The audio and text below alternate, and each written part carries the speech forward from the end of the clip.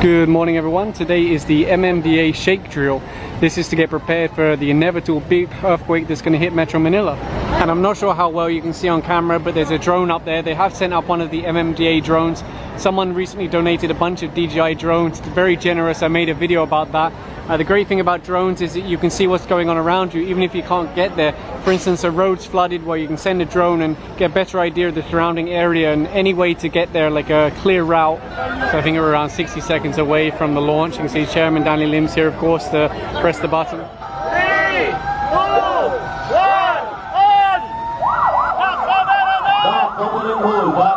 on!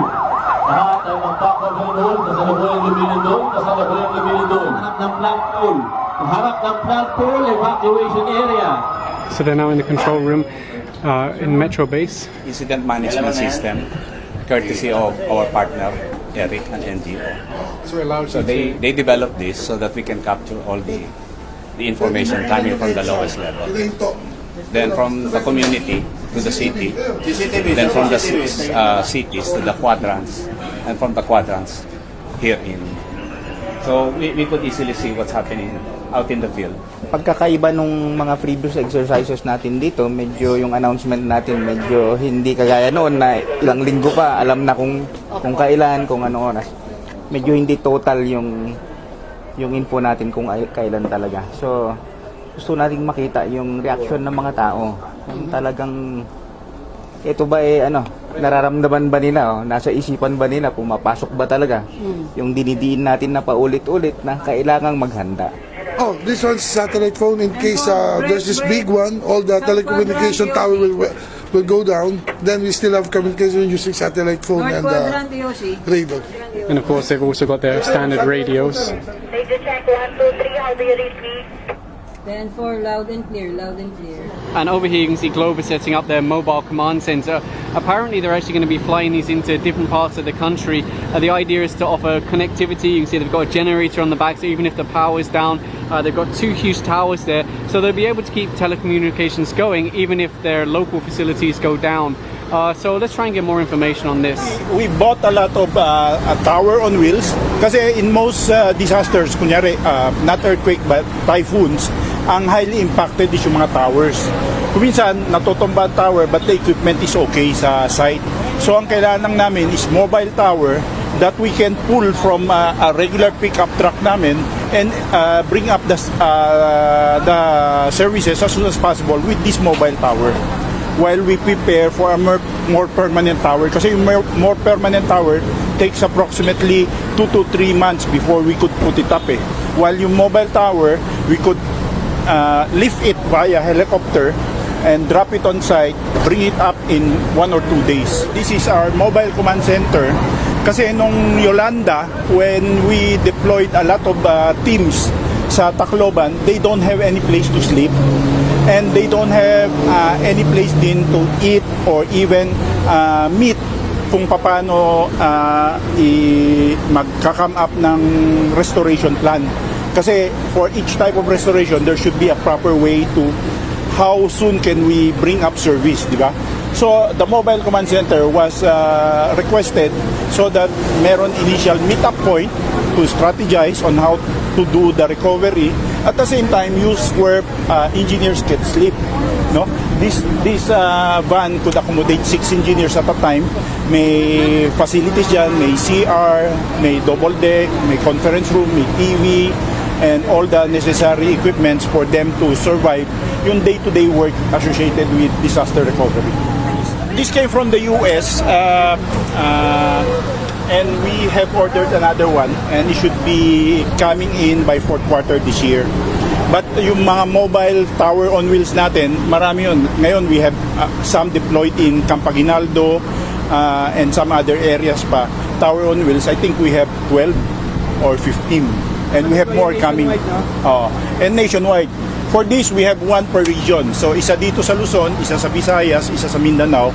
But it doesn't limit us from sending this to the disaster area where it is needed. I've been in operations for 36 years and every year there's a different thing.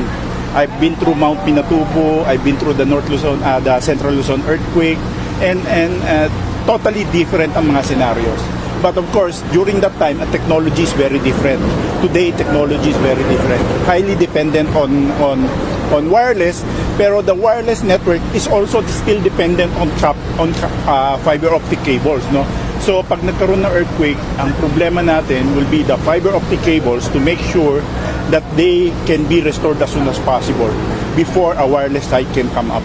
This is an initiative of the government. What can you say na nagaganto na yung government natin? We're preparing talaga for the big one. It's very good kasi it eases the restrictions. Kasi kung minsan nagde-deploy kami, sasabihin sa amin, wait, hindi kayo pwedeng gumalaw dyan, kami muna, ganon. With this coordination, we will be able to identify those problems para pagdating ko niya rin ng disaster, madali rin kaming makapunta ron para ma-recover yung service. So let's go inside this one and take a look. First thing you notice is the sleeping area here, sleeping area here. There's also a bathroom, CR, with shower, which is good, so you can stay fresh when you're helping people. TV, you've got AC power, of course, USB, TV plus box for a bit of TV, microwave for food, breaker box. Some adjustment for the temperatures. It's not too big, but it's big enough. A little fridge here, refrigerator. This one also converts to a bed area. So this one here with the generator on the back, I was asking them, how do you keep enough diesel for the generator? They said they have an agreement with Petron. They normally provide a truck that follows them around and provides the diesel they need. So it's really perfect. You have this one here for the engineers and the rescue staff, and then you have this one here that provides all your comms and your power and everything like that. What I've also seen is they often do extra hookups so people can charge their cell phones and stuff like that. I don't know specifically with Globe, but I've seen it with these kind of trucks. And if they have Petron following them around with a truck full of diesel, it should keep it going for a long time. So here's some stats about the truck itself. 5.2 litre turbocharged diesel engine. You heard earlier they ordered this from the US. Generator is 25 kilowatt, which is absolutely huge. Pneumatic tower mast goes up to 18 meters. Here's the telecom stuff. So, well, I don't really understand any of this, to be honest, but all the good stuff that keeps you going during when the cell towers are out. And this is interesting, actually. 2 100 amp hour lithium ion batteries. Those must cost an absolute fortune. So even if they have a problem with the generator for some reason, it's charging the batteries and they can draw power from there. Hopefully later they'll send these up and actually show it in action. So they just told me now that the next one they're ordering is actually going to have a quieter generator. They told me this one here is where they store the diesel. Let's take a look inside. So it's aircon inside. This is all the hookups for the telecom stuff, I guess. Rectifier for the generator. Wow. Lithium ion battery. These are the lithium ion batteries. Okay. So these are being charged by the generator, and then if you have a problem with the generator, you can run off the battery. Is that right? Okay. And you have lots of extra cables in case you need to hook anything up. So these ones here, they'll connect to the towers outside before they send them up. Yeah, it's pretty nice in here actually, and it's all shielded as well, as you can see. I guess because this is going to put out some major RF, and here they've got some kind of network rack. It looks like it's... Can we open this maybe? Is it okay to open this? It's just plain cards. So what are these? These are controller cards Okay. that provide the capacity and electronics. So these handle all of the calls, SMS, things like that? Okay, thank you. And of course they've got a fire extinguisher, first aid kit, fire and carbon monoxide detector by the looks of it. Yeah, it's nice in here. You can see Makati also have their mobile command center. Huge truck, looks very cool.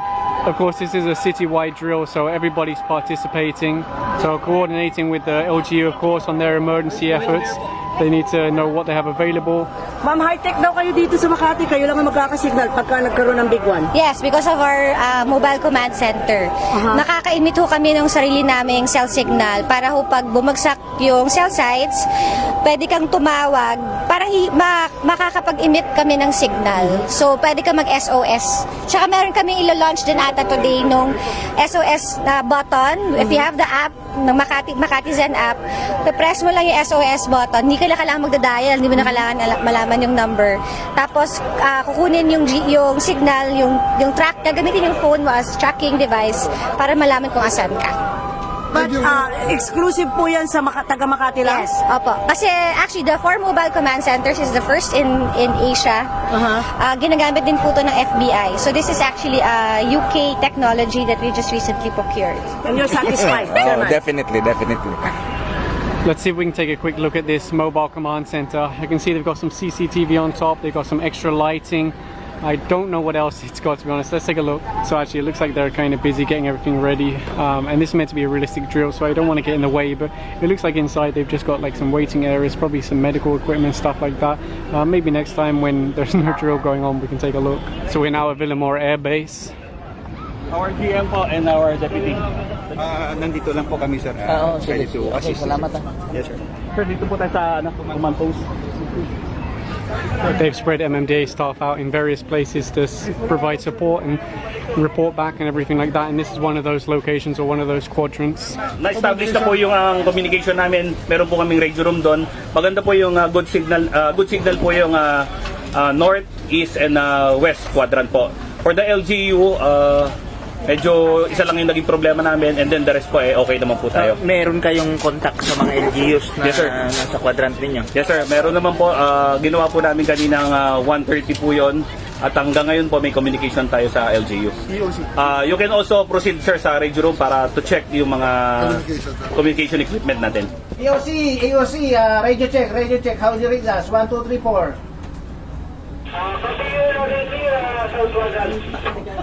Okay, likewise. So the whole idea is that the chairman will go around, he'll inspect all of these places, the schools, the city halls, the military camps, the air force, everything like that. You can see they've got some tents here, and just make sure that everything's in order, because the shake drill is the responsibility of the MMDA. May natural barricade, tapos flat yung area. Ito yung only clear area here eh. It's more than 2 hours after the drill, yung nag-alarma kayo. So far, ano ang assessment niyo? Is Metro Manila ready? So far, wala naman tayong pwedeng sabihin na 100% ready tayo. Kaya nga, uulit-ulitin natin ito. Pero so far, okay naman. Ang nakita kong malaking improvement ay yung communication natin. Previous exercises, hindi nagkakausap yung mga iba't ibang quadrants. Ngayon, pag umpisa pa lang, may communication agad. Here you can see there's a lot of rescuers standing by. Actually, this isn't even so much just a drill. If you look at the weather today, this could actually be real life. You also have the police here just to provide any support that might be required. May contact kayo sa lahat ng meron sir. Sa lahat ng quadrant, saka sa lahat ng LGU na under sa inyo. Yes, sir. Generator, meron kayong generator? Andyan sir ang generator. Ito yung power natin. Generator na to. Yes, sir. Mga volunteer groups, may mga dumapo na sa inyo. Wala pa sir. Yung mga ano lang sir, DPWH, DOH, nandito na. Nagsisit up na rin sila ng, sa cluster nila. So to give you an idea, they've got some seating space, they've got a cooking area, more seating space with the big TV, command center kind of. They've got like the CCTV control here. It's not turned on at the moment, it seems, or at least the screen isn't. Anyway, yeah, pretty cool. Area of responsibility like an operational period. Number 6, provide public order and security. So you can see in here is the Quezon City Emergency Operations Center. It's a bit like the MMDA Metro base, but specific to QC, so they can monitor the roads for any flooding, anyone that might be stuck, that needs rescuing. Pretty good. We're looking at the interconnection and interoperability. Kasi parang, ano yun eh, the barangay-based CCTVs will be your force multipliers. Hindi, ako lang eh. Hindi sa inyo. This one's around 240. 244. Oh, halos pareho lang. Oh, kami 280 na Plus yun. 250 po sa QCPD, which we have also the interoperability with Ano ko, sir, yun yung pag-usapan Karoon ng platform para lahat yan. Lahat ng LGU. Actually sir, meron pang isa pang pending na hindi pa natatapos, yung interconnection between Quezon City EOC and NDRRMC EOC sa headquarters, general quarters. Kumbaga mock approach tayo dito sa chairman dito, bali lato cluster approach. We do practice interoperability with other stakeholders from as member ng council like QCPD, Bureau of Fire, with ITDO, together with the radio communication services. They are the one who lead the taking calls ng emergency and non-emergency calls. So integrated as together with the Yung sa 122, using the hotline 122. Yung hotline ng QC is 122. Plus, yung from the Department of Engineering, EPWMD. So, we immediately deliver kung ano man yung concern ng mga nare-receive sa hotline 122. So, cluster approach ko, parang Mac. Then, para makareact pag may mga... Immediate. And like earlier, you can see Smart have got their own little mobile thing here. This one's a lot smaller than the Globe one, but it's also a lot more portable because it's just a small regular truck, and then it's got the cell tower on top. They said that it's got the generator built into the back here also. It's raining kind of heavy, so I can't stay out here too long, but it's pretty cool. Unfortunately, there's no one to really give us any information about it, so I just spoke to the driver quickly. You can see over here is one of the MMDA generators for North Quadrant. That's what keeps these tents going in the case of a power outage, which is to be expected during an earthquake and other disasters. Kanina po may tinawag sa Quezon City na mayroong sunog at ito po ay na-respondehan. Mayroong may 10 injured. May 7 ang red tag, 2 ang green tag, tsaka isang yellow tag. May tinawag rin kanina sa San Juan, sa barangay West Crami, which is narespondihan din na pinarespondihan natin through our PNP counterparts. Ongoing po sila ngayon na proceed sa area. Medyo nagkaroon lang po ng konting problema sa miscommunication sa level po, different level, but ginagawa na po ng improvement po. Yung mga ibang agencies ba, may mga representatives dito? Ay, sir, yes po. Meron po, sir. Ito po, sir. Meron po tayong PNP, DPWH, DOH, DICT, Valenzuela DRMO. So, andito po sila ngayon po sa sa quadrant na ito. Equipment, meron kayong mobile car, motorcycle. May pick-up, may ambulance po, may motorcycle.